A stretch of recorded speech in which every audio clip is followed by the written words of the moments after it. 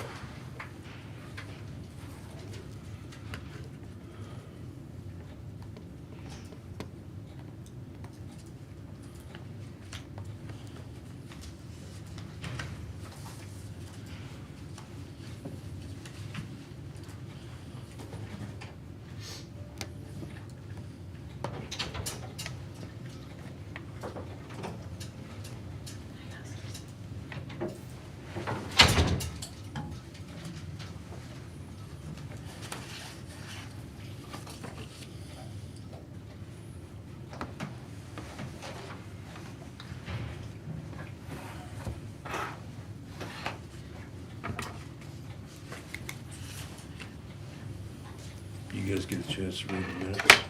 Yes. Do you read the minutes? I didn't say anything that, Okay. I'll make a motion to approve the minutes of December 29th, 2023. do I hear a second to that? I'll second that. Been moved and seconded, we approve the minutes for December 29th. All in favor, say aye. Aye. Opposed, same sign. Motion passed. I make a motion to appoint Steve as chairman for this coming year. I hear a train coming. I'll second that. Any discussion on this? You tell me. All in favor, say aye. Aye. Opposed, same sign. First order of business then. You sign checks, you sign. Do I hear a motion for bills of $500,883.49 and $26,637.36? I make a motion to pay our bills. We'll second that. Been moved and seconded. All in favor, say aye. Aye. Opposed, same sign. Motion passed. A lot of dues and all our insurances.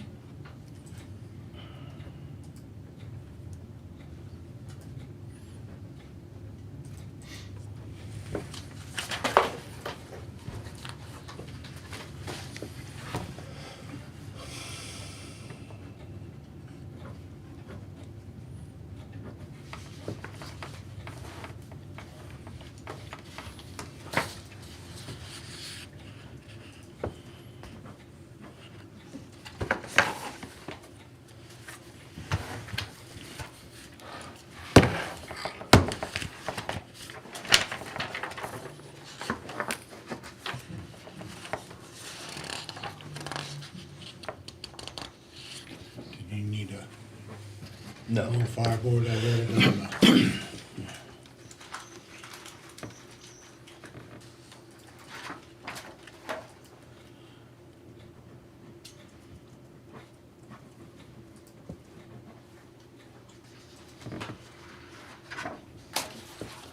You need a copy of the fireboard minutes?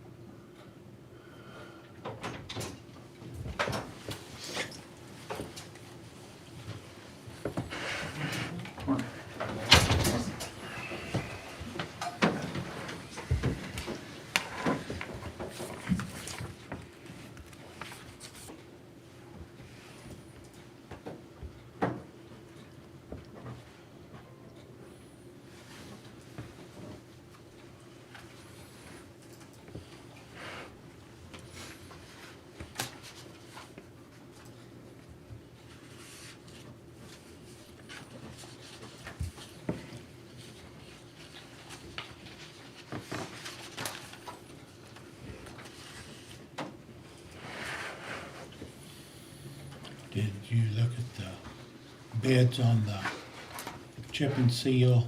And I think it's supposed to be changed. It's supposed to be just 9 miles, not 9.75. Okay. They're gonna chip and seal one of the roads going to interstate, but I think that was changed. So, Okay. So the bid we got, is that with that change, Steve? no, that is not what that changed. Okay. So I don't know if we need to. It's on one of them. One of them is the straight 9 miles and one's 9.75. Yeah, Okay. the first page is 9.75.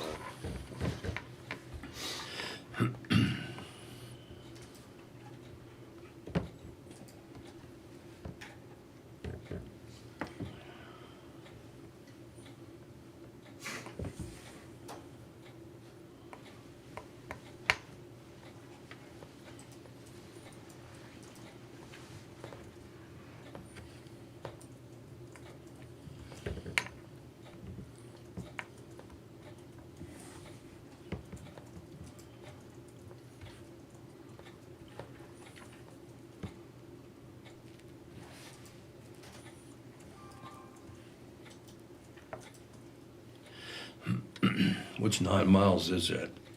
That's from 27 to Rolton. Okay.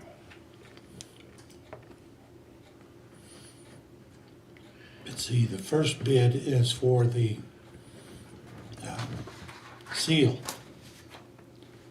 for 40 gallons per square yard. And then the second bid is for the asphalt, type 2 rubber asphalt, 9 miles. A total of 22,000, and this was.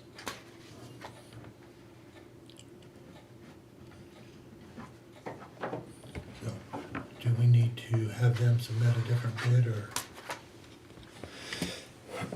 No, so they're over there. You can do the math on it per mile, Okay. right there. But the 9.75, I mean, if that's what they're bidding the seal at, it's gonna change the bid if it's only 9 miles. Right.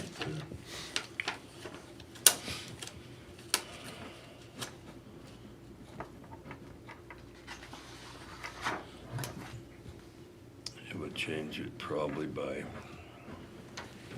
well, it's probably less than $2,000, but it's still a change.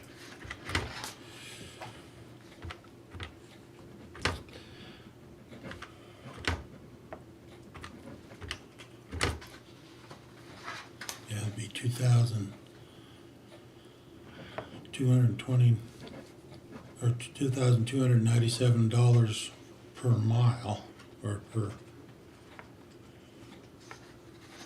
So that, So you'd have to take 3/4 of that off there. yeah.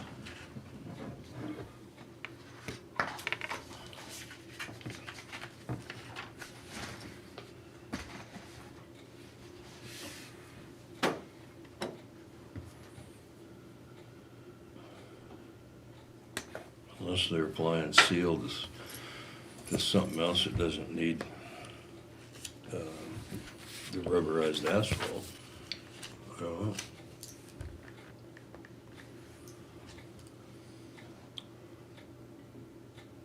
I see that's what I'm wondering if, When I talked to Roddy, he said both of them should have only been 9 miles. So if you take that $22,400 times 9, it'd be $201,600 for that first one. okay, Okay. And then the crack seal would be $24.75 times 9, $22,275. that's what that one is. That one's correct, yeah. That's the winter project that they'll crack seal. So, okay.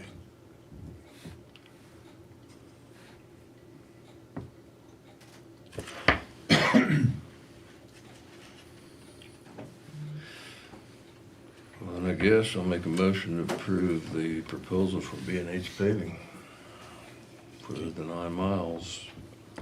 Both the crack seal and the overlay. Yes. Do we have that kind of on a rotation basis, and it's just time for that to be done? Yep. Okay, I'll second the motion. Been moved in second, we approve the proposals from B&H Paving. All in favor say aye. Aye. Aye. Opposed, same sign. Motion is passed.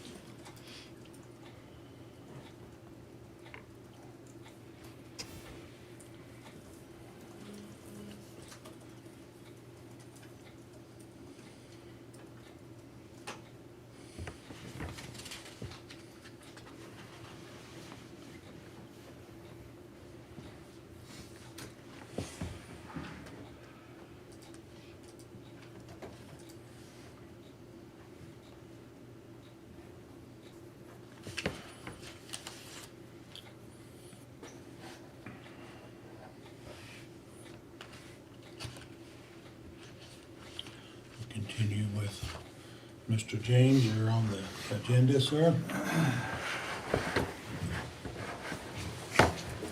Morning.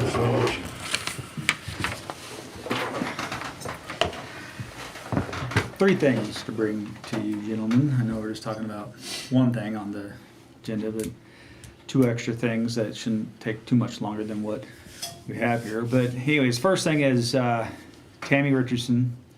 She wants to be a full-time EMT with our service.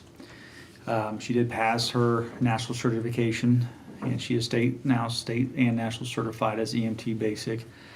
The problem was that she did not qualify for EIG because EIG is a grant program that EMT students in the state of Kansas can apply for, and that helps pay for basically the entire class. So our service taught that class in-house basically. So we used our own staff to teach it. So basically the class cost about $1,200. So the other two students, because there's 3 students in this last class, the other 2, they did qualify. They did get their EIG money, but Tammy did not, just because she was EMT in the past and she let her license lapse when she was in another county. So since she already got her EIG for an EMT basic before, she did not qualify for it this time. So with that being said, is she does want to work for the service full time. We do have 3 spots open on the service. So if we do hire her, that would fill that 1 spot.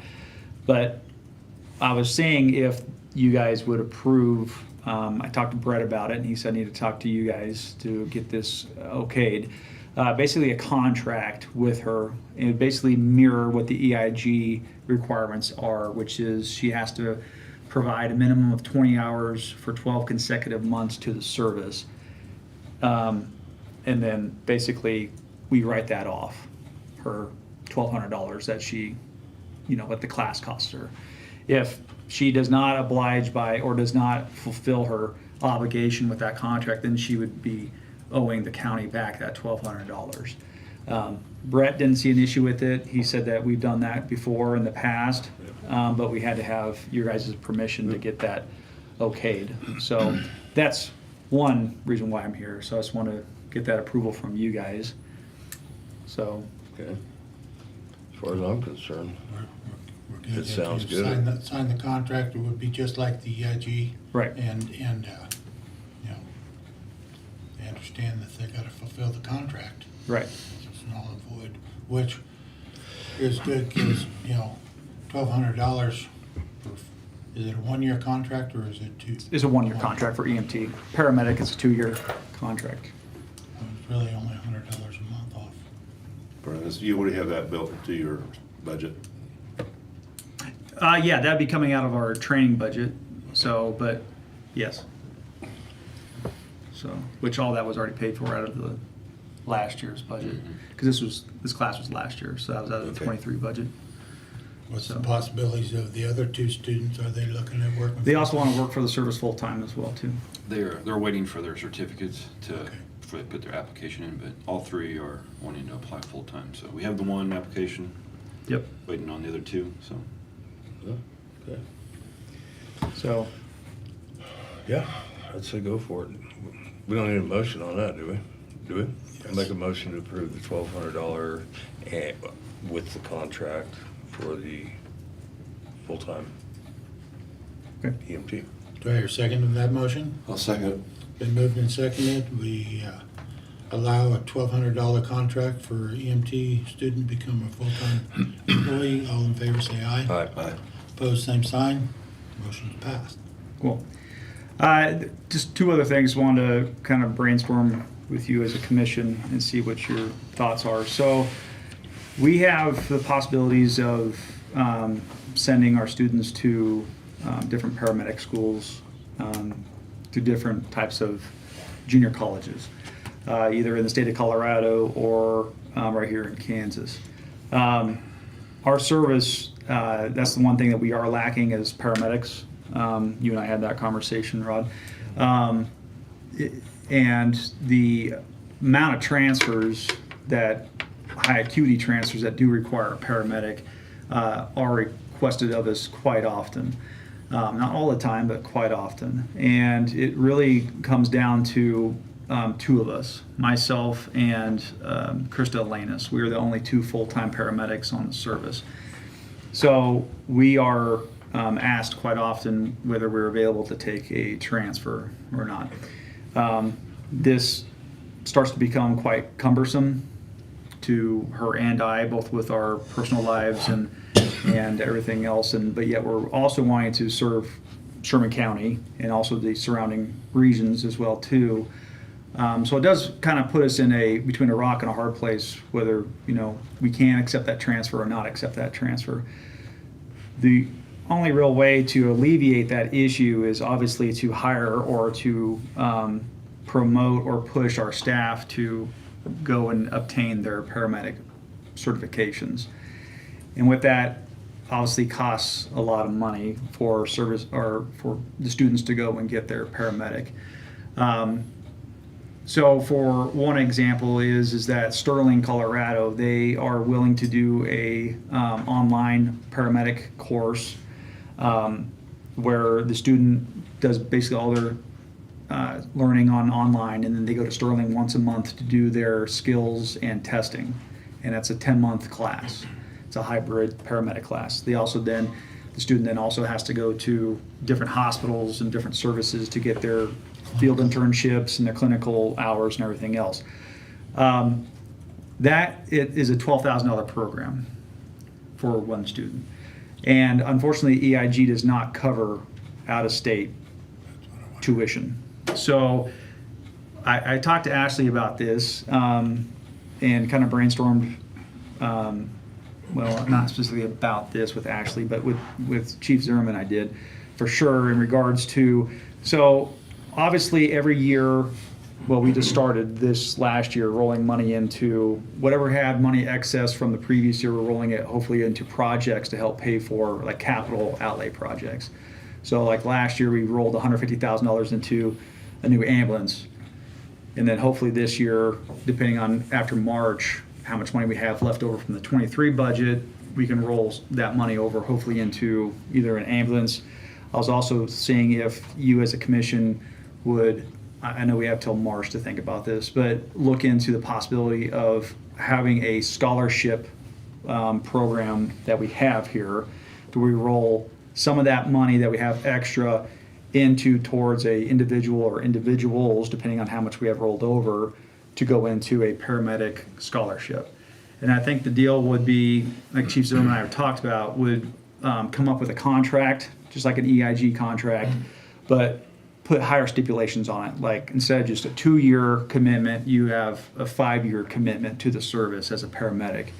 And if you don't fulfill that 5 years and putting in, I think it's 24 hours a month, that's what EIG requires for a paramedic, then you are obligated to pay that $12,000 back to the service. It's just an idea. Didn't know if you as a board would be thinking that's a good idea. Again, I'm just trying to think outside the box and how we can try to help push our staff so it's not such a money cumbersome deal, because the deal is that when an individual does get their paramedic certification, they only get $1 raise. So when you put that into perspective, in the $12,000 that they have to acquire as a student, they have to pay off that student loan, $1 raise really isn't all that much to help, kind of incentivize them to get their paramedic certification. So again, I'm just trying to think again outside the box of how to make this process a little easier and more obtainable within our service. Now, you said the EIG won't count if they go out of state. Correct. Okay, what's going on in Kansas? So in Kansas, the problem is that there are no programs at this moment that has like Sterling. There's no hybrid program. There's no hybrid program, and where it's mostly online, where you just have to go to Sterling once a month. So when I went through my paramedic, Barton Community College, it was myself, Stacer, Krista Lannis, and Stacy Kalp. We basically kind of did that same type of deal that Sterling was doing, Right. where we did most of all our classes here in Sherman County. Then we went down to Barton once a month to do our testing and skills. Barton's not doing that anymore, just because we don't have their whole structure has changed there in Barton. And basically. we had clinical staff Correct. on our payroll at the time, Right. because Jeff Anderson, I think, helped teach a lot of that. He did. And Yes. so that made that, because normally it's an 18-month. It is. It's Class. 18 months. So, and that's the other topic I was gonna talk to you guys after this. So basically now, in order for you to go get your paramedic, you have to travel to that community college, which Garden City is the closest one right now that's providing a paramedic course. And you have to travel there once a week for 18 months.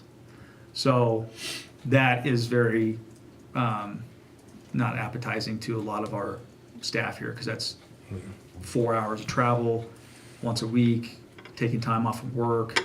No, it's not, again, it's not very attractive. This, again, is attractive just because, again, it's easier to get with you're just sitting here at home on your computer Right. learning your Yeah, that makes information. sense. So, anyways, Well, you know, I think a lot of our facilities are, that needing people, we have to go within and help our people promote themselves, and so I think the scholarship deal is a good idea.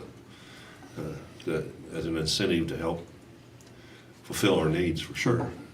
Yep. And if we can reduce the time, almost cut it in half of what, could be, because you're still gonna have to go Sterling or somewhere in Colorado to meet the clinical hours and the Right. rotational stuff. So, but it could still, where they become nationally registered, it's not like just state registration, it's a national.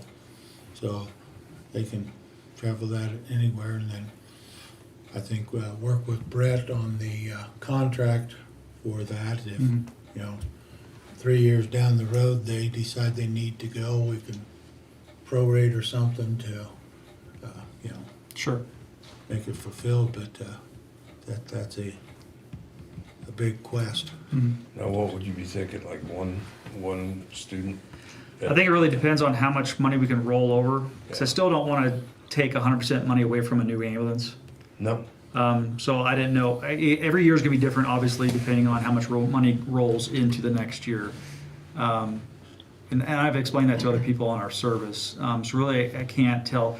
The goal would be send 2 people at least a year, like Okay. Chief Zimmerman and one other individual for sure have showed interest in wanting to do it starting this August, because Right. Sterling is putting on one this August.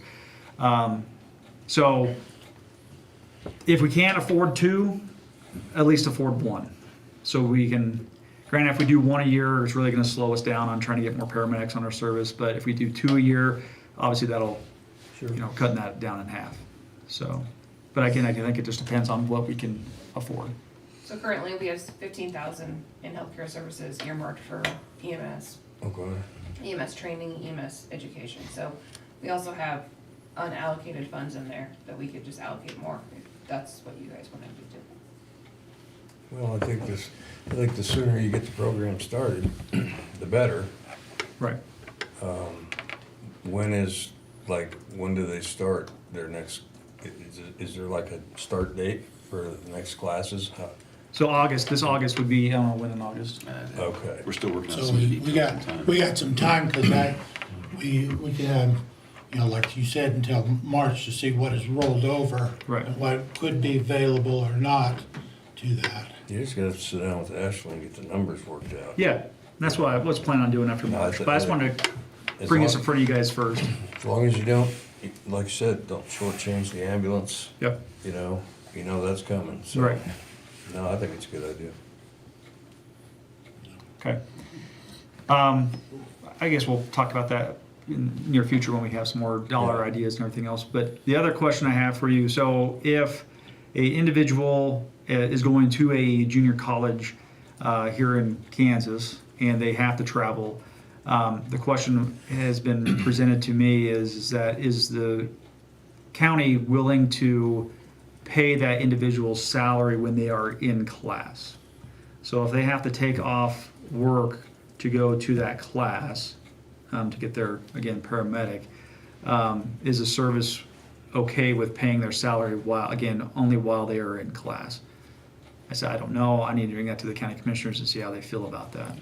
What would that entail as far as dollar-wise per So basically, they would just get their hourly rate as hourly they always rate? get So for 8 hours. If that class is 8 hours and they're getting paid 8 hours, Okay, but they're not getting paid for travel time, They're strictly just getting paid while they're in class. Because technically they are in class for work, if you want to put it that way. But problem is, it's 18 months that these programs are. So it'd be 18 months, and really it's only one day out of the month.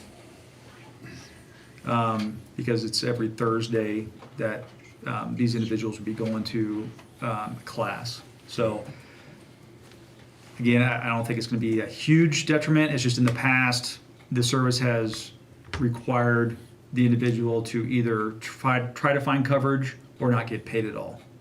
That's kind of how it's been. Right. Again, I'm trying to help promote individuals to get paramedic. I don't want to deter people from getting paramedic, so that's why I'm kind of thinking Right. what you guys feel is Now, you okay said or this not okay. would be just one day a month? Yeah. Unless it's a long month, then we said it'd be, Maybe once in a while you might have to hit 2, but Yeah. Roughly speaking, that's gonna be around $3,600, more or less. Mhm. You know, that's just a ballpark idea, Mhm. so. It all comes down to you want to invest in your people that you have, get them trained up the best you can possibly do, so you're not out there looking for people. Mhm. I mean, that's what it comes down to. Well, the part of it that I see is we're investing in, if we do this to pay them for that, they're on the EIG, so we're not having to come up with the money for their class correct. and that, so. That's correct. We're always sitting here thinking about what are we doing? Are we setting precedents here? What, everything And that's we just it. do. That's why I told him, I said, what we do for you, we're going to do for future people, And not Okay. just y'all's department. Right. It's any department. Sure. No, No. and I totally get it, 100%. Remind me when you went and Calp and Krista went to your paramedic class. Of course, you had all four of you together so you could travel together. Right. And you went down Garden City, or were you going to Barton? Went to Barton once a month. Once a month, Now, I was with the city full-time. right?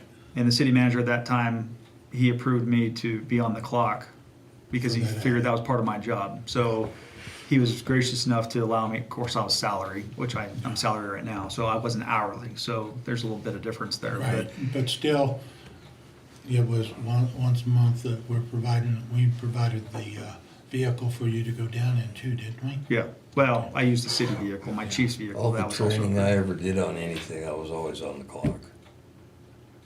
See. Always. I mean, it was part of the job, Now, we're talking about people that aren't technically, well, they are full-time. Yeah. They're full-time employees So I that don't are know trying what- to improve their, you Yeah. know.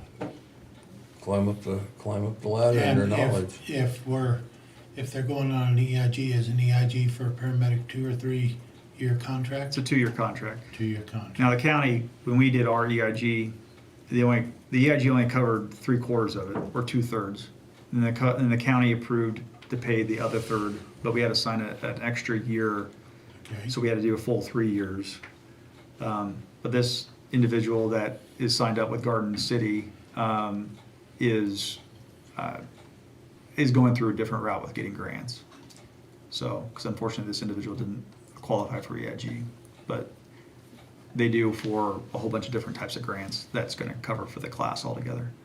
So we're not paying anything for the class as a service. The only thing his question is salary wise. Salary-wise. Yeah, I think, I don't know, my opinion is it's just part of the investment. I mean, it is what it is. I don't know how else to look at it. yeah, even way back when I went, I got paid, I made a contract with the county that I was gonna get my license, and then they, took care of it. I presented them a bill and they took care of it, so, I was even, that was Moses and I went to school together then, so. Well, the person definitely will benefit because they will get a bump in salary. So they do get something back for the education that they do have. But in the long run, the county is the one, as long as they stick around, benefits from it, from their education. If we're looking at a 3 to 5 year contract on these people, you know, that gives them some longevity in this county. Yep. And, you know, if they understand that they don't meet that criteria, that there's a big chunk of change that's gonna have to come out of their pocket. Mm. For sure. 'Cause I not- think it's reasonable. I think it'd be reasonable to keep them on the clock while they're doing their training. While they're in class? Okay. Yeah. Okay. Just my opinion. Well, yours is the one that counts right now, so. Okay. Do we need a motion for that, Ashley? Let's do. Okay. Brett's over there shaking his head, so 2 votes yes, so. All right. We made a motion for the other individual. That's done. All right, I'm gonna make a motion that we pay hourly rate for class time for anyone attending paramedic training. All right? I don't know how to word it. Do you want it for just paramedics, or you want it for? Or it's for EMT as well. All education. All All education, that's education. All education, Okay. you know, to get their basic, they've already made a commitment that they're gonna, Right. but once they get their basic, they go to the A advancement, I can't think of all the alphabet now, but. Yeah, exactly right. PLS, whatever. Right. That's education, so I would say all education after they've achieved their basic. So, Do we need this like in a, you know, like a form of a, it needs to be in our policy or, We will, yeah. okay, all right. so do I hear a second on this? Do we have to have anything in there about the term of working, coming back and working that motion? That would be considered just like an EIG grant. You know, if you got your paramedic EIG, it's a 2-year, I think, base, or A is a 1 year. Yeah, so basic and A's are 1 year, and then paramedic is the only one that requires per EAG for 2 years. But again, that's if you pay for the entire class. So is this also for if they're just paying for their hourly rate when they're in class? Yes. Is that also what we're That's talking about what- doing? yes. Okay. Because we. Because those are two separate things. So I just want to make sure. Because the EIG pays 100% for the class, Right, not for their hourly time. Yeah.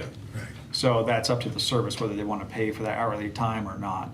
And that's when that contract comes into play that, okay, the EIG is paying for your class time, so now you're on the hook for a year to help that service out.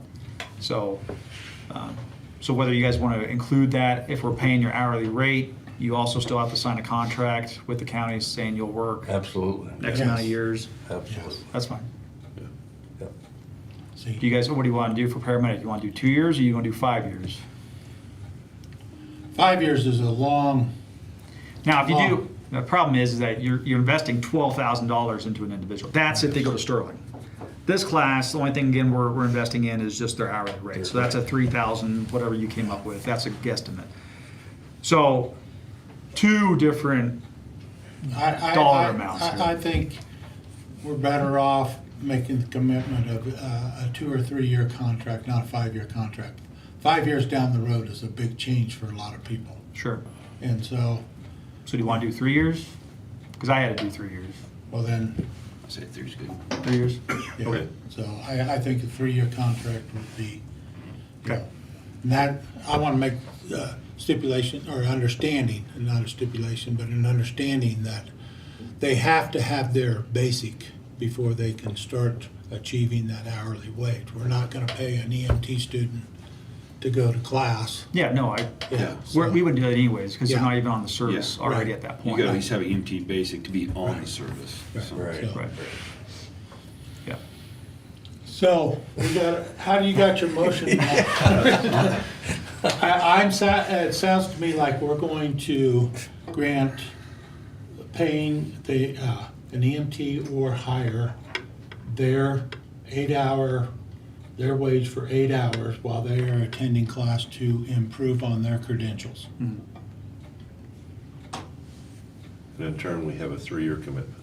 On a paramedic, we have a 3-year commitment. On an A, we would have a 1 or 2. What did you have when you did? Was it EIG is 1 year. 1 year. 1 yeah, year? I think stay with the EIG contract. That way, it, you know, would be similar. Okay. I think when you get it designed. I feel like we're making scrambled eggs here. So Brad made a motion to pay the hourly rate for class time for anyone attending education for EMS. Paramedics to serve a 3-year contract and AEMTs to serve a 1-year contract. Just as long as it's not a new student trying to be an EMT, right? Right. They would need They to have give to us have a- their Then I'll- EMT basic Right. credentials. Sounds good, okay. Okay. So I will second that motion. Been moved and seconded. All in favor, say aye. Aye. Opposed, same sign. Motion is passed. Cool. Well, I'll get with Brett and we'll figure out contracts. Next time, come with Legal. something tough, okay? Well, I guess so. Appreciate you guys, thank you. All right.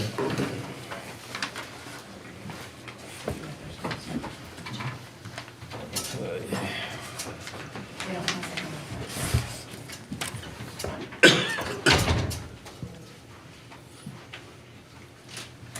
That's who we're waiting for. Long trip, huh? Very. Okay. New year, so our storage in Dallas is up for renewal. It's gonna cost roughly $5,600. I have the money, I just need approval to do the renewal. The invoice should be available on January 28th. So, I'll make a motion to approve the renewal on it's Island. Island. I'll second. Been moved and seconded. We approve the renewal of Island. All in favor, say aye. Aye. Opposed, same sign. Motion passed. Thanks. My arm really hurts after that twisting, so. Yeah.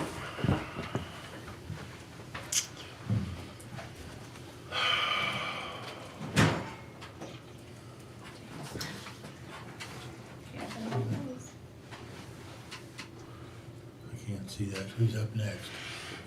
Craig. Craig, come on up, sir.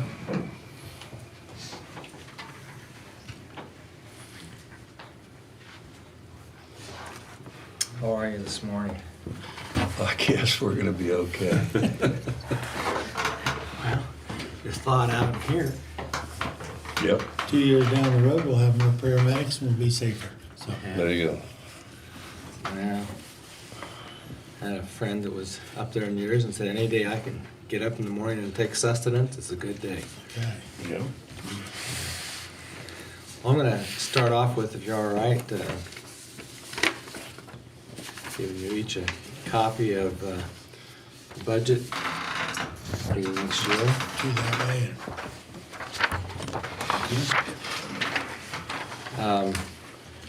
So you'll see the 3 columns there. The far left is the actual 23 extrapolated for the last month, because obviously we didn't have December's numbers yet. And then the middle column, it was the 23 budget, what we had budgeted for last year, and you can see we did significantly outperform the budget for 23. A big piece of that was the big, on the cost report, a receivable of about 1.5 million. So I'm not gonna jump up and down and say, hey, look how great we did. We don't The really stars control that. aligned themselves for this one. They did. Okay. Which also means then the budget for next year is like, well, why did you do this and now you're budgeting for less? Well, it's because we don't really control that cost report receivable. So just going quickly down the budget for the year, gross revenue looking at 44.8 million. Deductions, adjustments to revenue, 21.3. Leaves us a net patient revenue of 23.5. This has been a pretty consistent increase over the years. 2.5 years ago when I arrived, we were running at about 20 million net revenue, and we're now at about 23, like I say, 23. So been some pretty significant increase each year. Total income then before expenses of $26 million. That other operating revenue is a new item in there. We did partway through the year, decided to move our 340B revenue above the line. We've always had it below the line as not part of operations. And I argued that all of our payments are from government programs that could be changed at any time. And the reason we hadn't put up there is that, well, we don't know where 340B is going. Well, we don't know where anything's going. So, I mean, it is a part of our operations. We have staff that manage that. It's an active, ongoing matter. So I suggested that we move it above the line. So that's why you see that number up there. It used to be down below. And if you go down at the bottom, you'll see there's a blank there. There's a zero where there used to be that. So anyway, on our operating expense side, one of the biggest jumps is our salary and benefits. Salary, we did do a cost of living adjustment, and then we've also built in for a merit increase. So we just stayed in line with what the federal government showed, a 3.2% cost of living that went into effect January 1 for all employees.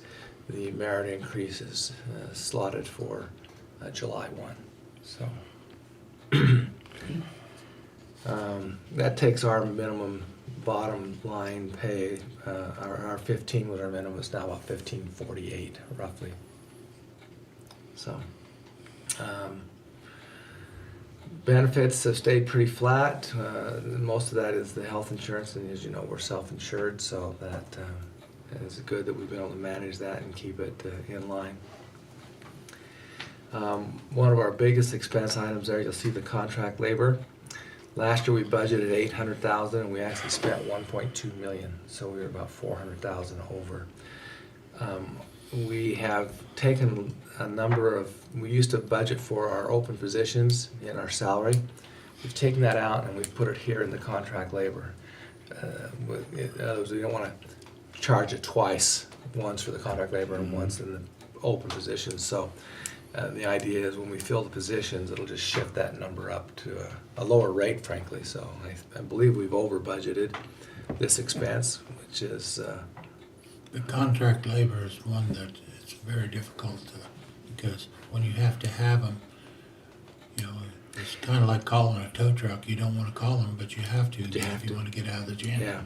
I mean, I've got to have the biggest one is nurses. We do have other departments, radiology and others that have that, but you're required to have a minimum number of nurses on staff. You can't just say, well, we'll take care of these patients with half as many nurses. Because state law requires that no matter what, you've got to have, if you have, I'm trying to remember, like if you have 2 nurses on duty and you have 6 patients, you're okay, but if you get the 7th patient, you got to bring another. Yeah, not it's closer to 10 to 12 patients before we need to bring the next one, but you're right. Yeah. There's roughly a 1-to-5 ratio, but we also are covering the ER from there, so you can't really count that nurse that has to float to the ER as part of that ratio. So you're absolutely right. It ends up with having to have really 3 nurses there, a minimum of 3 nurses all the time. Plus, then you have your CNA or your aides that are there as well.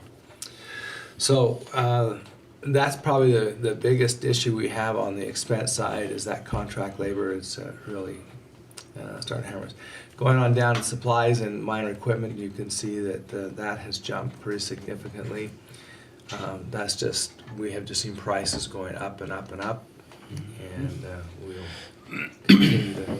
How is the supply line doing? We're not having the shipping problems that we were having in the past. I mean, we do have some delays, but and we just ordered some software to upgrade one of our drug dispensing stuff, and we ordered it 90 days in advance so that we could have it on time, and we still didn't get it. So the technology pieces are the harder ones. They're still behind. Okay. So, yeah. But most of the physical equipment we're getting on time now. Anyway, that brings us total operating expenses of roughly $23.9 million. And then with depreciation and other things in there, total expenses for the year 25.2 gives us an operating income projected for 890,000. You see, last year we budgeted for 149, but actually hit 1.3. So that's a very telling number. One of the goals, obviously, is to have the hospital be self-sufficient, be able to make it from operations and not have to rely totally on the tax dollars and the support of the community. I mean, those are necessary still, but we want to be able to see that the operations are going to be positive. So that's been very good that we've been able to maintain those operating margins. And then there's the 340B that I mentioned. You see it moved from 2 million to 0. So, which is almost exactly the same number in the above in the other operating revenue. So, going on down then with the other non-operating income, one item that I'm sorry, that's not there. That's up above. We've been able to invest some dollars in the little bit of increases we got in interest rates this last year, so we've taken advantage of that, and we've increased that interest income. You can see that line there. We had budgeted only $1,700, and our actual was $219,000. So we actually got about a $200,000, a little over $200,000 pickup with the interest rate increases, and that's pulled back a little bit now. So, but we'll be able to put more dollars in, so we are projecting a pretty good number for the interest income next year. Bottom line then, total net income, everything is projected next year for 2.095, just 2.1 million roughly.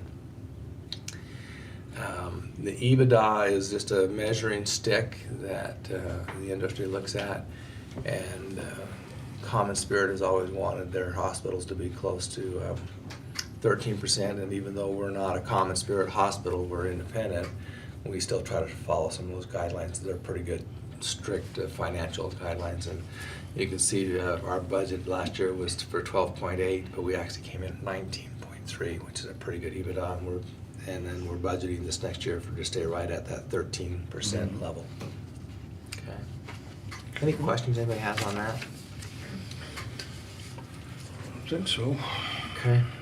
I do have the financials for November, but they're kind of incorporated into this, so rather than go through those, I'll just skip that and be aware of the time here.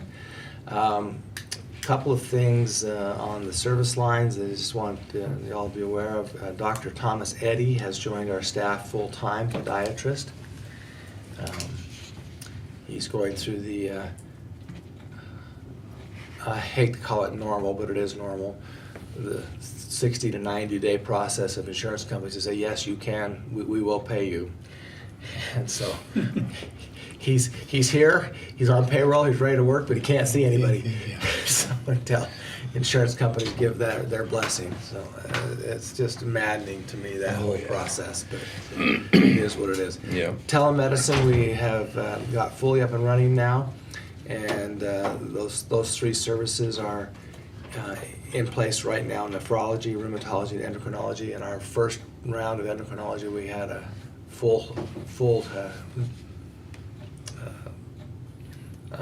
commitment for the day, and a waiting list already been created. So these are good services that we're seeing a real benefit for. Hopefully that'll give our community a little bit more opportunity. So, while we're talking about new services, we have just entered into an agreement with the Masonic Cancer Alliance. So we now have a direct partner here that we've had the ability to do infusions and the chemotherapy here, but we haven't had a partner that's been willing to direct patients here. The group that we've tried to work with in Garden City has been very difficult to work with, and when they did, they said, well, no, you have to travel someplace else to get your treatments. Well, that doesn't make sense. Why would you want to put patients that are not feeling well in a car for a couple hours each way? So this is going to be really good. We've got our certified nurses that are there. We've had them trained and on staff for some time now, so this will be a great opportunity. And The closest place of this type of treatment right now is Hayes. So this is really going to give the whole Northwest region, it won't be just Goodland, it'll benefit There'll be from more this. people What was possibly it? What was the coming. name of that again? It's the Masonic Cancer Alliance. They were the old Midwest Cancer Alliance that we used to work with. They've aligned with the Masons, and so they've changed their name. So their initials have stayed the same, MCA, Okay. but it's now Masonic. But All right. yeah, so I think that's been a really good thing. And then just to give you a little update on some of the changes going on in the state level. And this is, I know the governor has proposed the expansion of Medicaid. The legislature for the past several years has not ever gotten it out of committee, so it's never passed, it's not the law. But we've done some projections on what the impact would be on our hospital if we had statewide 75,000 beneficiaries that were expanded. By the way, Kansas is one of only 8 states now in the nation that have not expanded Medicaid. So whether the legislature this year will or will not, I don't know. They've made it a political issue, and I'm looking at it as strictly access for care. We got to get people with the ability to be seen and get that service paid for. Anyway, if we had 75,000 new beneficiaries, the revenue for the hospital would be $185,000. Of course, they've always got to pay for it, so the surcharge back to the hospital would be $29,000, so our net benefit would be about $156,000. And if 150,000 beneficiaries, you can just double that. Our net benefit would be $312,000. So again, I'm not counting these dollars because it's still in. You're waiting, you're in limbo on it, Yeah, I've talked to our local legislators, but they haven't given me a definitive which way they're leaning. So we'll see when it goes in, if it even comes out of committee for a vote. The last couple of years, it has not even made it out of committee. So we'll just see where that goes. Again, they've made it a party issue, Yep. and that's unfortunate for those that aren't getting the help they need. That's really the bulk of my report, and I think I'm right on time. So any questions I can answer for you? When you go out and you're recruiting like nurses and doctors, is there any one thing that keeps them from coming?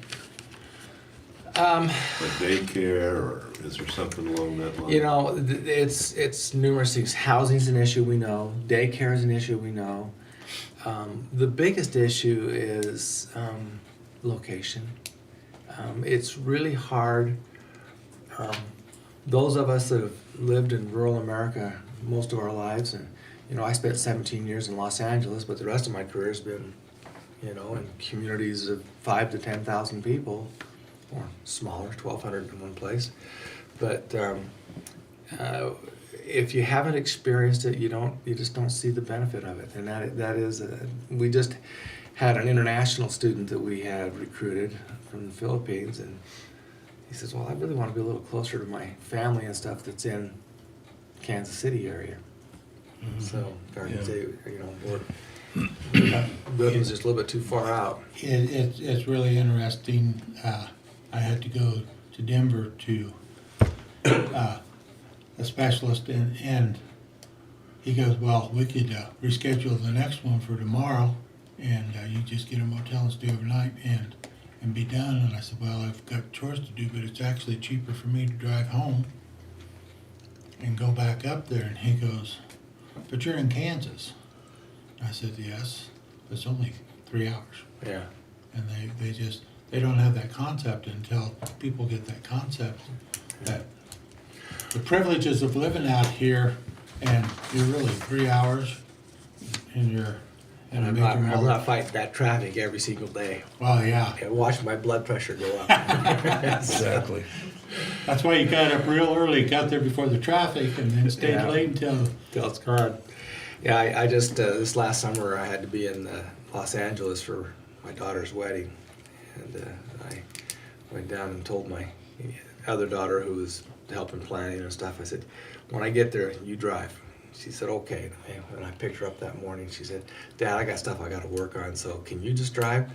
I mean, I wasn't 10 minutes into that drive before I'm yelling at them, get out of my way, move here, move there. I'm just like, it just came right back. You know, I lived there 17 years. I know how to handle the traffic, but man, it's not fun. No. And I see myself change, and so, yes, there's Well, real benefits. But that- Harvey, yeah. that's the biggest issue, is just people don't understand rural America, and they see, well, we don't have this or we don't have that. And I'm like, you know, if you really need the big shopping trip, like you say, Denver's close enough. Yeah. And we're lucky here in Goodland that we have, in my experience, and I've lived in various states and smaller communities, we have pretty good access to a lot of things here that you just don't have in other communities. So, but the biggest deterrent is housing. You know. Well, I'm glad to see this new service on cancer treatment. How are we gonna promote that so people around know? Well, that we've this already is got happening? some press releases out. It's obviously on our. I don't understand the digital marketing, but it's out there. It's on the Facebook and all of those things. Social media is fully going. But I'm actually sitting down with them. We just signed the contract, so this one probably hasn't been hammered yet. But that's where we will do it. Is the same way we market the other things. Podiatry's out there, and the others, the telemedicine issues. We're meeting with them on the 30th of this month to come out and look at the whole layout and how we're going to go. So we'll have a kind of a team meeting with who's going to do what and how's it going to flow. Is that gonna be set up in a certain part of your hospital? Well, the infusion therapy is already set up and functioning on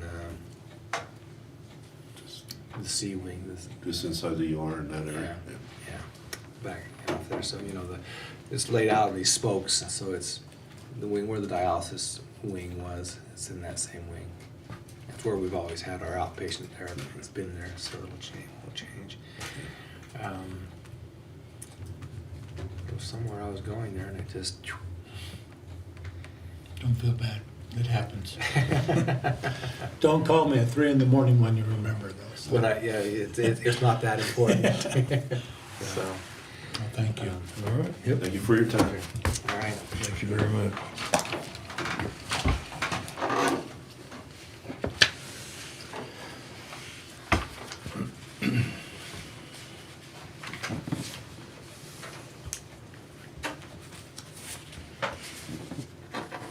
Well, we're right on time for Miss Rhonda.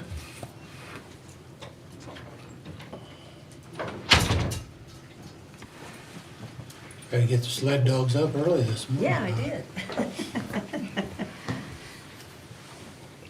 But hey, it's turning out to be an okay day out there. Till tomorrow, then we can get it. Absolutely. Thank you. Thank you.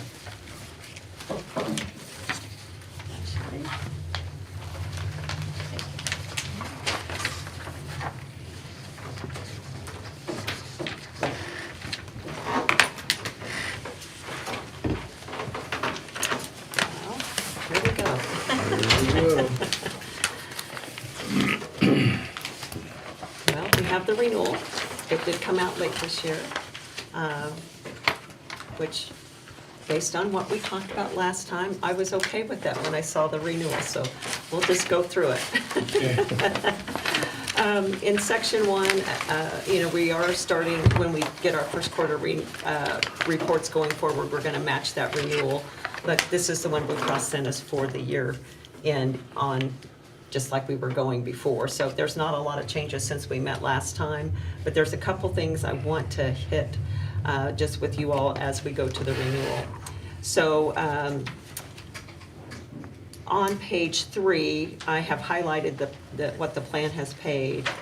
And I just wanted to kind of note where we're at for, clear at the right-hand side under the total column. So if you'll go down, you'll see our current year, the plan's paid 2.7 million. And again, that includes Blue Cross dollars, that kind of thing, not just yours. And the total, the prior year was 1.3 million, and then the past prior was 1.6 million. So that includes pharmacy. So, but I will tell you, our monthly stop loss is looking better, so we'll see that here in a minute. But just this page, I just wanted to share with you. And then I've got a lot of information, the high-cost members, we've had a lot, so there's several pages in here. But we're gonna skip that because we'll go through that in our report. But I do want to go to 2 other pages in here. Again, since nothing's changed too much since we met last time. But if you will look with me on page 17, I have highlighted 2 of the top prescription drugs. So when you get to page 17, look at that first 2 prescriptions. These are our 2 high-dollar prescriptions that we have.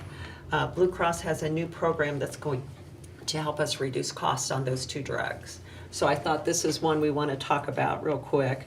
As you can see, on the first medication, the plan has paid this year $131,000 just for that medication. And that's from March through December. So again, we still have January and February that's not included in that. And then the second one, there's $55,000 that's been paid. Both of these prescriptions will fall under this program that Blue Cross has added for 2024. And so that's going to help reduce our costs. It will be mandatory for those employees or their dependents, whoever's using those medications. They'll get, as soon as they go to fill that, they'll get a notice from Blue Cross that you need to participate in this program or you'll be paying for the full prescription. So they're getting a little stern on that. But again, they would have a 0 copay also, so they wouldn't have to, have money out of their pocket. So if you hear any grumbling, let me know. It's a good thing, I think, for the plan and for the employee. A lot of times they don't realize that their costs are going down as well. But those 2 things will help our utilization next year. So we have to find that positive, and that's a big one.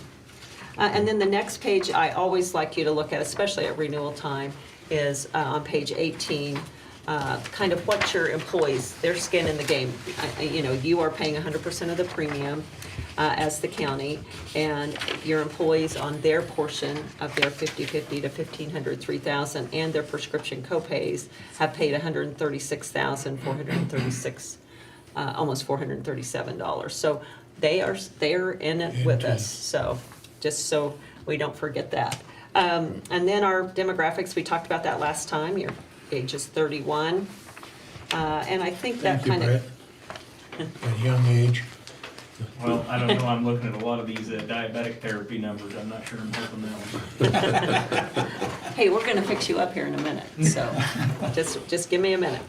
On page 23, let's go ahead and pop to that page, because this is, our numbers, and I know you guys like numbers. So if you'll look down, under the first, the left-hand side of the page, we'll look at that first box. The first box is go down to the total and the highlighted. And I think you guys are getting kind of used to this report, but we have a $40,000 stop loss. We've had 10 people hit that this year. And you'll see I've noted that over stop loss, which is what Blue Cross picks up out of their pool. Let's see, 1, 2, 3, the 4th column down. I've highlighted the almost $696,579 that Blue Cross has paid over and above what you've paid. So just so you know, they've paid that on stop loss. You've paid $1 million, go on down 2 more columns, $1,055,554 of your claims that were up to the $40,000. So as you can see, between Blue Cross and what the county's paid, there's a significant amount of money there this year.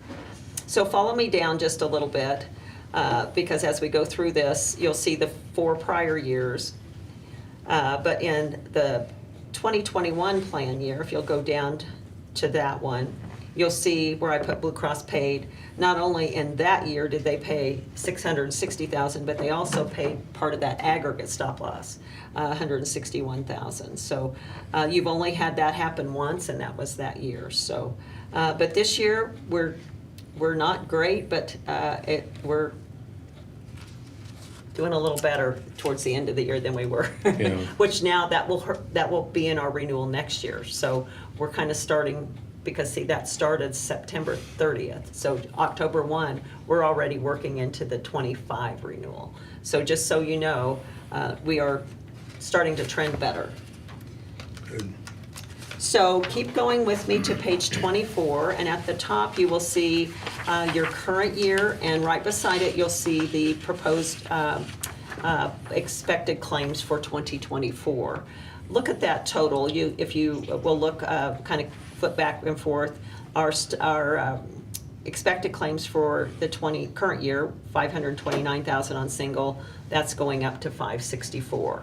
And you can just follow across there and see that that's what it's doing. So our claims are going up about 6.747%. If you'll go down below, you'll see the admin costs are not changing. The 8135, Blue Cross is holding those again this year.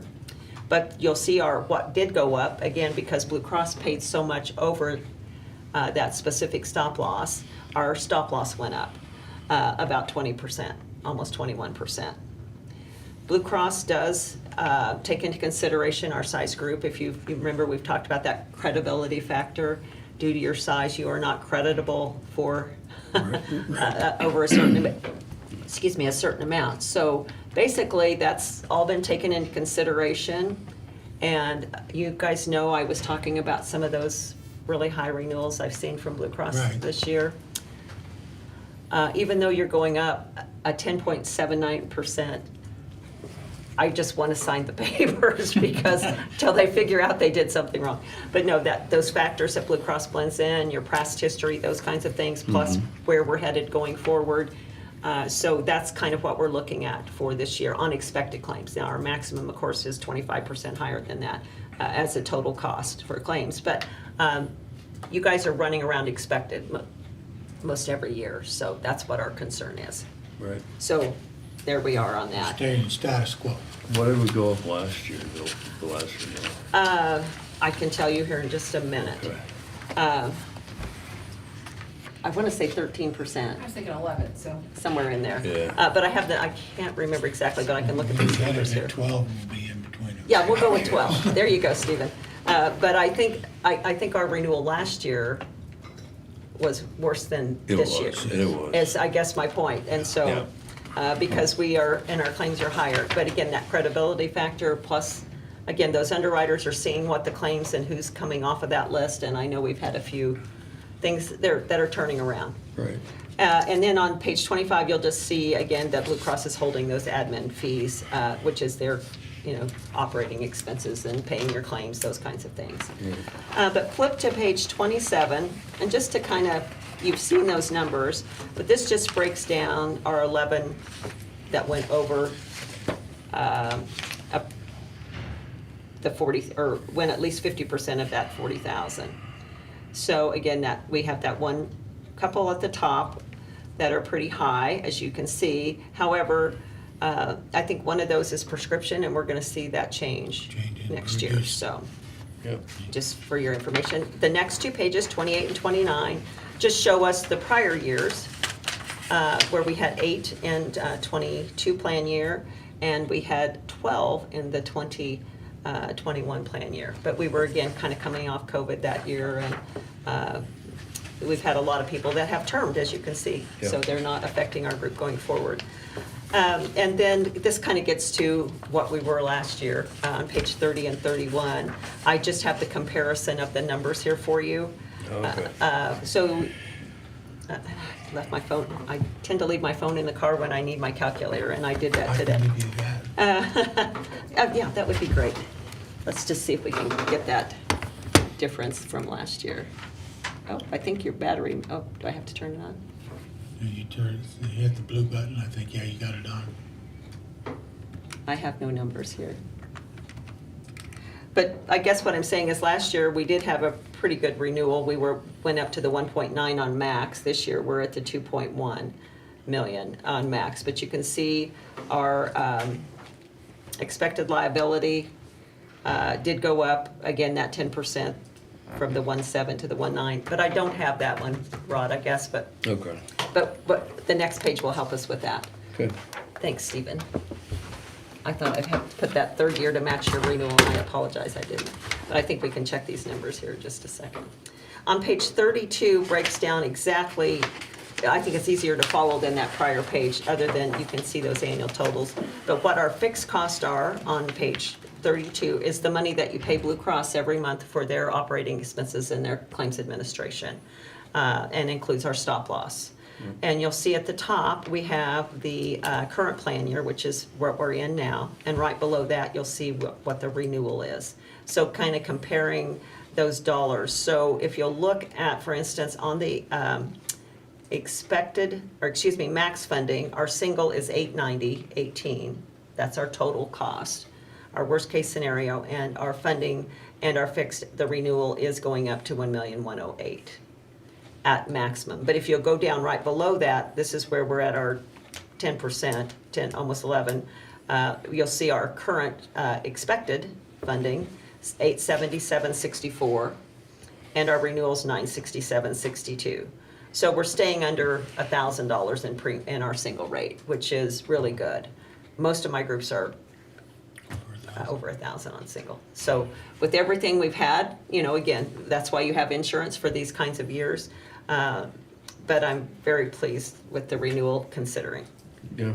So, but if you go across again, our expected keeps us at the 1.9, which is about what our max funding was last year. Well, it's still under our max from last year. So, and again, I have requested a couple other options from Blue Cross. I have not got those in yet. I did talk to Hadley on my way up here today, and I've been working with him on some other options. But if we do move from a grandfathered plan, we talk about this, that maximum out of pocket's gonna zip up to at a minimum of $5,000 and $10,000 for your employees.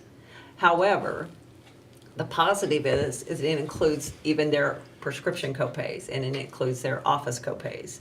So it's a little bit of a benefit there. If you hit your max, you're done. You don't pay for anything after 5 or 10.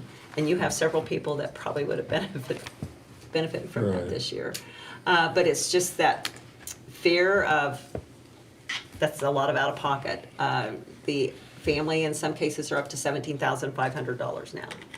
So I don't know too many people that can not file medical bankruptcy at that point. But just so you're aware, those are coming. If I see something that I think's really, I will let you know, but it's probably gonna be midweek.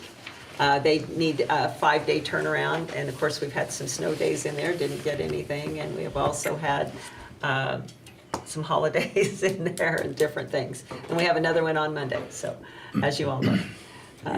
Some of us have to work on that day, because I just choose to have that day because nobody's calling me or anything. I can clean up the office, so Get something done. it's a good day for me. I have harder on the snow days, so. Yeah, I bet you do. So on 33, this is kind of that history page. We go back to when we started self-funding in 2012 with the $30,000 stop loss. But you can kind of look down on the fixed cost. You'll see what we were paying in 2012 was $284,000 for a $30,000 stop loss and all of Blue Cross's costs. And we are at $620,000 now for just to maintain the Blue Cross side. However, if we were fully insured, we have to add in the claims to that. So, because that Blue Cross is still gonna have their expense and then they're still going to have the claims. So we don't have that chance gain, which we've done well with. You'll see next are expected claims, which is basically where Blue Cross thinks we're going to be, that 100% of where they think that we will be. You're gambling a little bit that you're not gonna have maybe some of those with your max claims. That's where you have no risk if you hit that dollar amount. So our paid claims are our next column, and I've highlighted that for you. And if you go down, you'll see what I call reserves, which is the difference between max and expected. And again, we've been kind of looking more at that expected number because you can see, if you compare the expected claims to the paid claims, for instance, in 2012, we were under expected. 2013, we were under expected.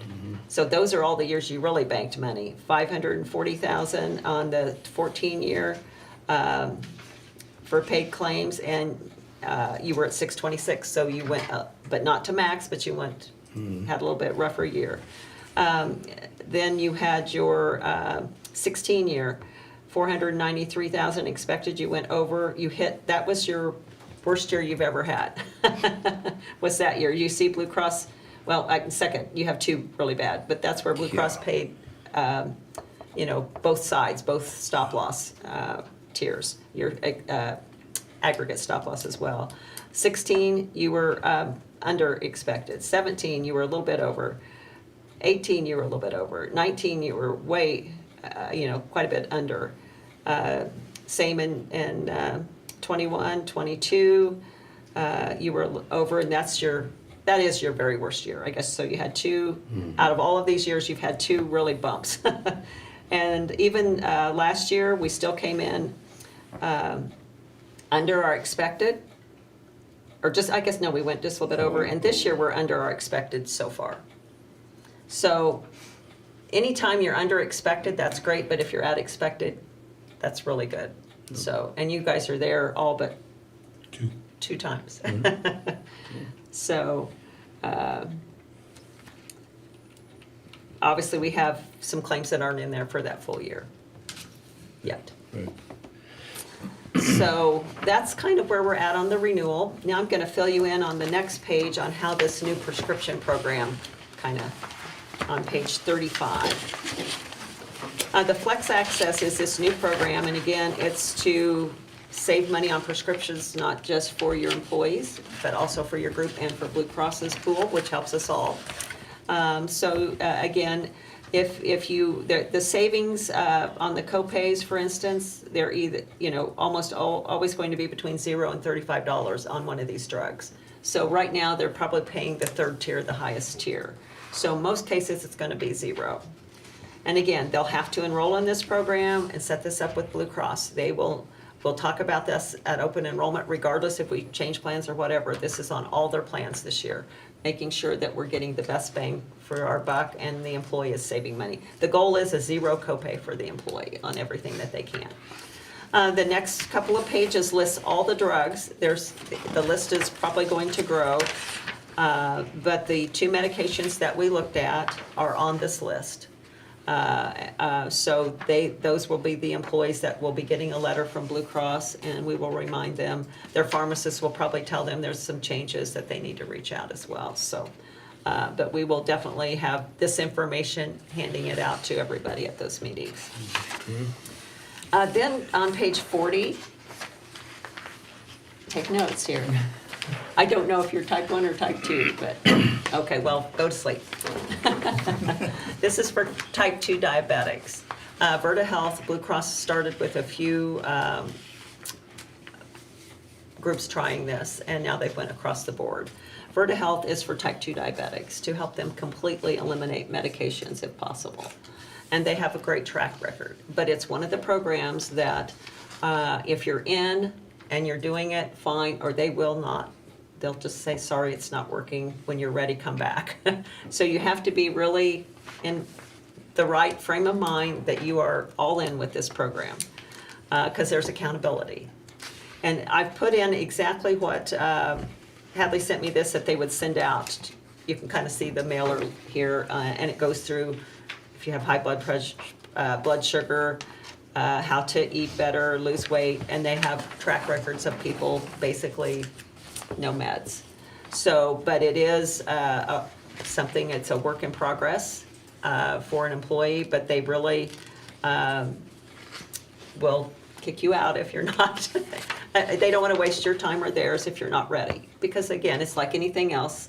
If you're ready, You don't wanna do it. you got to want to do it. Yeah. And I have a sister that is diabetic, and she tried one of these programs. It didn't work for her because she wasn't doing her part. And she admitted that, and they told her, you've got one more chance. She said, no, I'm just not going to do it. I've just got to wait till I have one more in college and blah, blah, blah, blah, blah. And so this year she's going to try it again, and I think she's ready. So But there is some really good things happening there. So between the prescription savings there and possibly getting some diabetics to work there, you know, it could help us all. It could really help a person from not having a lifelong insulin dependency and those kinds of things. So some positive things. On page 44, if you flip, we've just got our news, some little information for you. Our Live Well, Work Well piece kind of talks about New Year's resolutions and not setting your sights kind of out of where you really know you put what you know you can handle. So, and then on the next page, it just kind of goes through alcohol, different alternatives, protecting your skin, and they always have a recipe. They have a beef stew one here, which might be a good one for today. The Benefits Buzz keeps Ashley up to date on what's changing in benefits all the time, as she's your HR person for your county as well. She gets these every month, and you know, if you guys want to be on the email list at any point, we can add you to it. So a little change on IRS, HR brief on page 48. These are the 3 that she gets every month. The Live Well, Work Well, the Benefits Buzz, and the HR brief. And on the HR brief, there's, again, what's driving employer health care on that right-hand side for 24, the cost of healthcare, mental health challenges, pharmacy costs, which we know that's out there, and cancer treatment. And I kind of heard your meeting before, and it sounds like they're going to do some things to try to keep things here, which will be nice. And I'm going to take a little segue here on the, on the Medicare expansion. One thing that I think a lot of people don't understand with that, if I'm under a certain income level, I get care because I have Medicaid. Right. But that expansion covers what I call people who are working possibly several jobs, but they don't work anywhere enough to get coverage, or they don't make enough to have coverage. It's kind of the working poor. And I've had several different experiences with that and people not getting what they need. And I know every program people take advantage of, but I also know some people really try not to. And I've shared this story, Ashley's probably heard it, but we had a lady with 3 kids and she was working 3 jobs, but she would not take Medicaid. She didn't want her daughters to think that they needed a handout. Well, she had a heart problem and eventually she couldn't do her medicine and she passed away. Her kids needed her more, but she just was, she said, I work, that's what I do. So, but anyway, so I think it helps a lot of people. But we all know there's things that can be taken advantage of. But I feel like that's, again, people just trying to get through they have to be working in order to participate in it. Otherwise, they would qualify for Medicaid. So that's just my little politics aside. I deal with claims and healthcare and those things, and sometimes I get those people sitting down with me telling me their stories. And then they get a 10-cent raise and they don't qualify for some other programs, you know. So there's some people that It's a double-edged sword. don't deserve it and some people who really would appreciate it. Also on page 49, just so you, and we may have talked about this last time, I'm not sure, but the flexible spending account that you all provide for your employees, this coming year, they can put up to $3,200 in to cover unreimbursed medical expenses. And in 25, they can roll over up to $640 if they have that left in the account. And we monitor that, so we try to make sure that they don't have any money left that can't roll over to the new year. And this year, they can roll over $600 if they have anything left. So just want to keep you kind of up to date on that. I threw in our mental health minute. That's just kind of, since that's the big topic right now on cost of care on page 50. And then I've got a couple compliance pieces in here, starting on page 51 and going back on the 1095, the tax requirements for benefits. So I've got 2 of them in here. Ashley will be the one obviously needing this, but I like to share with you guys what's kind of going on as well. So that's our renewal for the year. What are your thoughts, comments? I'm glad to see where we're at as far as our percentages, you know, because we battle with it every year. But we're still providing a great service. The younger person would rather have the cash than the insurance, but the older we get, the insurance is a more vital piece of the. That's true, but a lot of times those younger people, if they have a little bump in the road, then they appreciate Yes. it. Oh, yeah. But, you know, it's not one of those things you want to have that lesson to learn to appreciate it. Yes. That's for sure. Well, you know, we didn't flinch when we had those 2 bad years. You know, you just gotta ride it out. And that's where I've always been with this. It's like, it's a good plan. And it is a little scary to even think about venturing off somewhere else.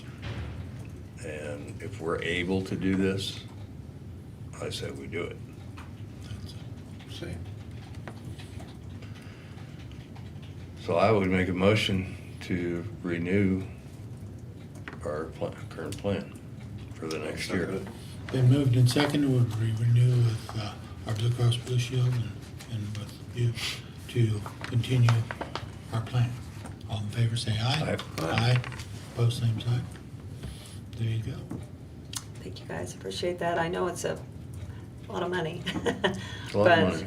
But, you know, it's one of those things, and I had this just happen, a person sat there and said, oh, I feel so bad. Well, and you kind of made the comment as well.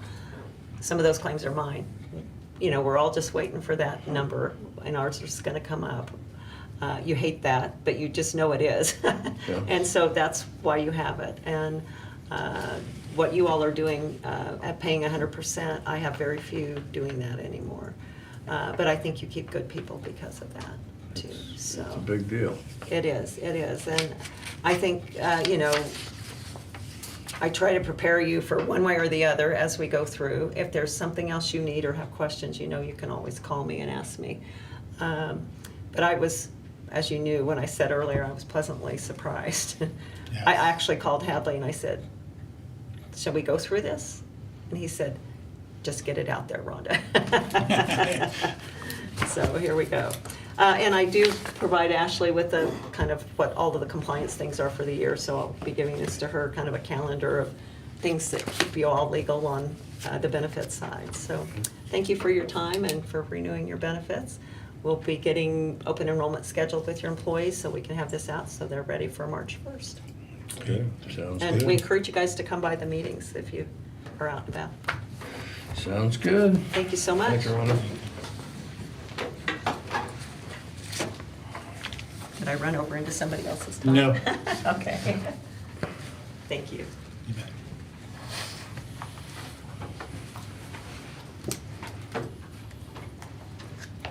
Want to go to executive session? You can do your other stuff first, and then we can do it. It's just myself and Brett. All right, we got tax roll changes.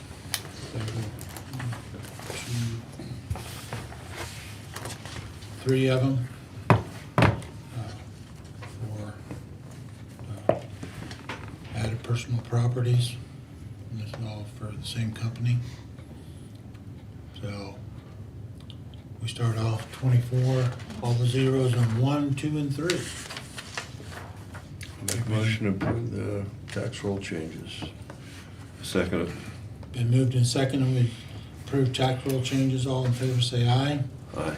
Opposed, same sign. Motion's passed.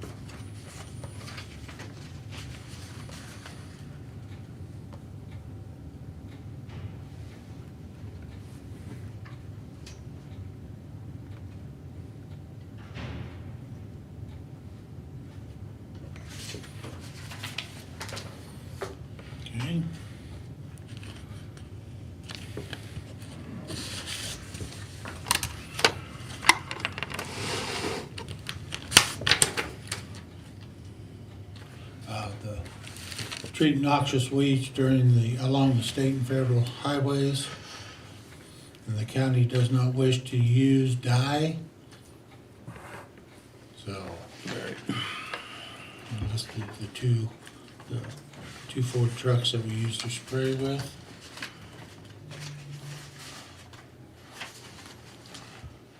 Any other comments on these? Nope, I don't think so. I entertain a motion to approve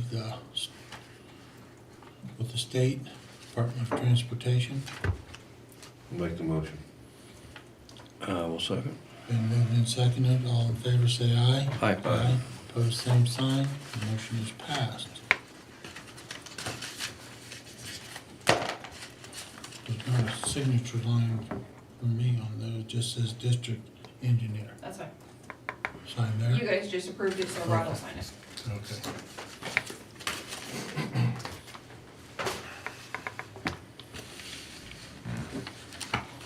We have the application for tax exemption for Zero Waste LLC. And built out of 2 pieces of land in Sherman County. He's applying for the IRB, which is the Industrial Revenue Bonds. Yes.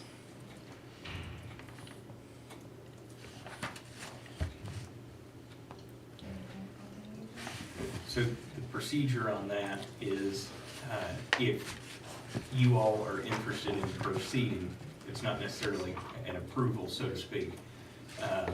But at this point, if you're interested in allowing it to continue, now is when they will obtain that cost-benefit analysis Okay. through Department of Commerce. And then a public hearing needs to be set to be heard on that. And so you'll have the opportunity to review everything, take any comments, and then once that cost-benefit analysis is done, we did ask Gilmore Bell if there's an advantage or disadvantage to setting that public hearing before or after the cost-benefit analysis is completed. If based on that cost-benefit analysis, the economic impact is great enough and you want to approve it, then at that point, you'll pass the resolution that would approve the bonds and the project proceed. Okay. Yeah, I would say we keep pushing forward with Yeah, I that. would think that this is a great opportunity for us to grow the county. And this company is they're putting out there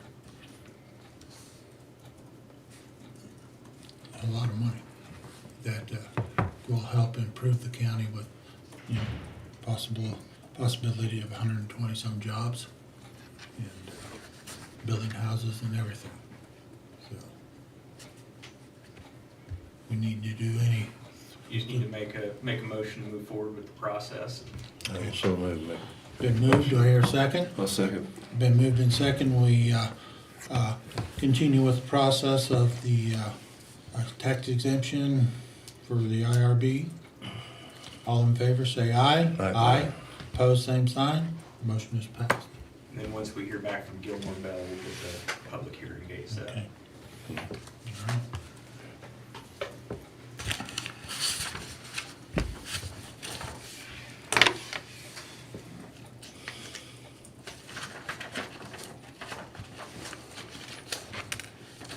We have the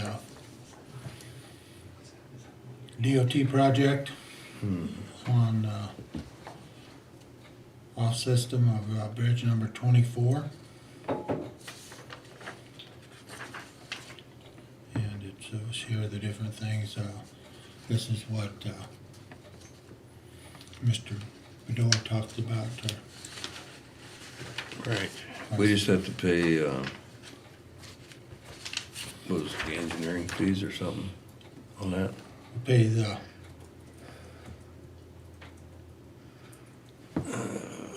I think yes, the engineering fees, the survey, Yeah. and detailed bridge plans. Consultant shall receive a fee of $35,000. Right. Well, it's a pretty cheap bridge. Really, really cheap. Do I hear a motion that we approve the contract with Tenco to continue with the bridge number 24 project? I will so move. I'll second. Been moved and seconded. All in favor say aye. Aye. Aye. Opposed, same sign. Motion is passed.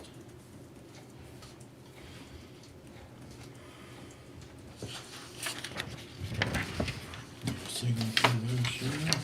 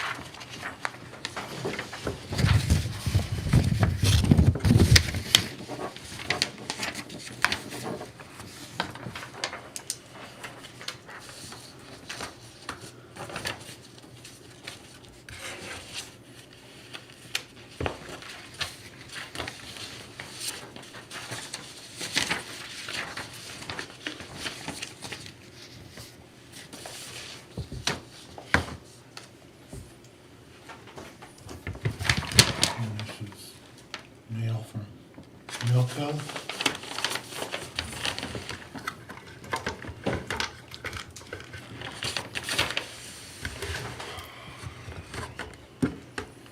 Probably monitoring wells at the landfill, probably.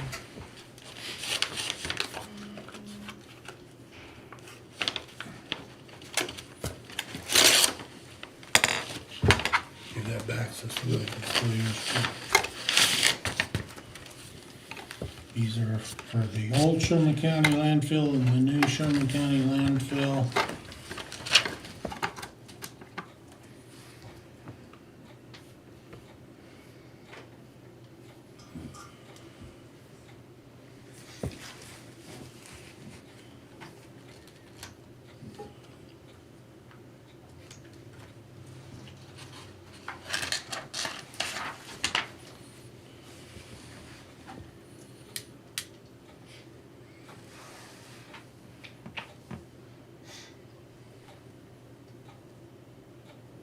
Okay, it says no organic or metallic compounds were detected on the, this is the old one.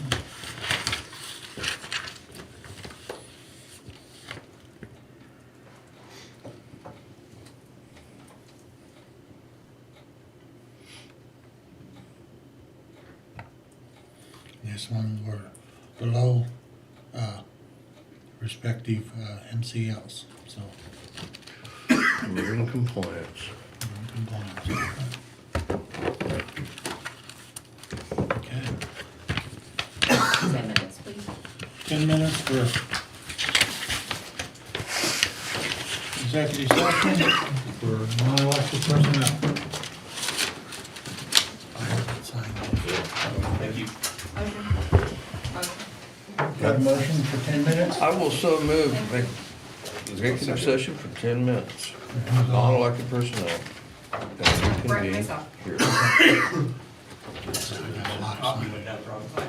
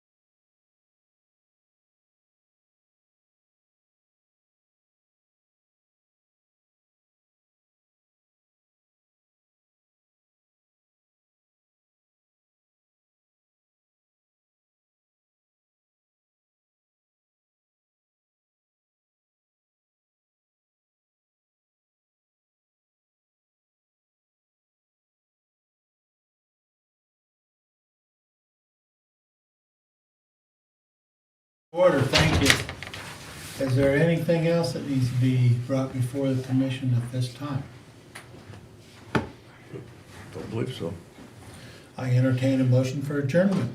I'll make that motion. And I'll second it. Been moved and second, we adjourn. All in favor say aye. Aye. Aye. Aye. Opposed, same sign.